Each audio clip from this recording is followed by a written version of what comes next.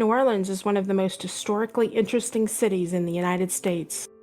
Today, there are still buildings, mansions, and cemeteries that you can explore to experience this history. The French Quarter is approximately 70 square blocks and is the heart and soul of New Orleans.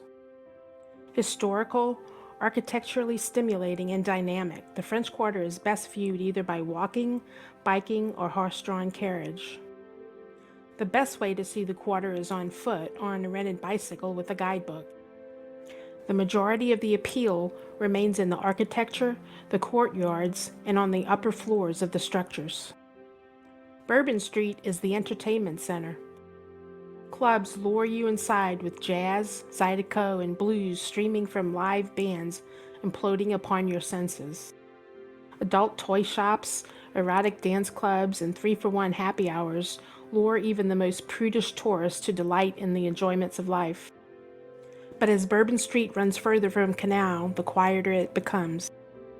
One block downriver is Royal Street, the home of trendy shops, art galleries, and high-end homes.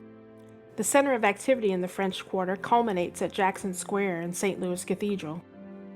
Along either side of the square, you'll find local artists, fortune tellers, and street musicians.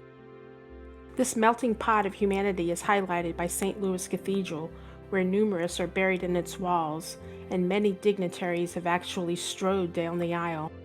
Flanking the cathedral are some of the earliest buildings in the city, the first apartment building in the nation, the Pontalba buildings, government buildings from the Spanish and French colonial eras, such as the Cabildo, where the Louisiana Purchase was signed, in addition to other historical sites. Words cannot describe the vibrancy, cosmopolitan, and spiritual sensation of the French Quarter. Along with the French Quarter, the cemeteries are quite unique in New Orleans due to the fact that the bodies are buried above ground. When they initially aimed to bury them in the ground, either they would reach water, having actually dug just 1 foot, or the hole would fill rapidly with water after it had been dug.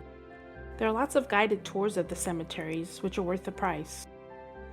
They offer you a great historical view of the city through the eyes of the cemeteries. If that is not an option, then viewing them on your own is still worthwhile. You can get there from the French Quarter by the Canal Street streetcar or on a bus that will take you to the cemeteries near the end of Canal Street. It's worth the time to just walk the graveyards and see these distinct tomb sites. You can return by bus or streetcar and exit around Basin Street. Near there, you'll find the historic St. Louis Cemetery No. 1. St. Louis Cemetery No. 1 is the earliest existing cemetery in New Orleans and is still the site of numerous burials a year. The cemetery is the final resting place of numerous popular New Orleans families, especially the Creole population. Upon initial development, St. Louis Cemetery No. 1 was divided into sections for Catholics, non-Catholics, and Negroes. The cemeteries usually close their gates around 3 p.m., so make sure to prepare your trip accordingly.